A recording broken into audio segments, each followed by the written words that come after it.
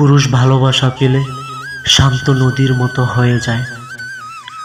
ভালোবেসে শাসন করলে অবুঝ বাচ্চার মতো হয়ে যায়। অবহেলা করলে হয়ে যায় রৌদ্রতাপ কঠিন অহংকারী।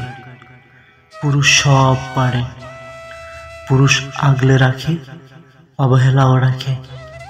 পুরুষ বরাবরই রহস্যময় চরিত্র।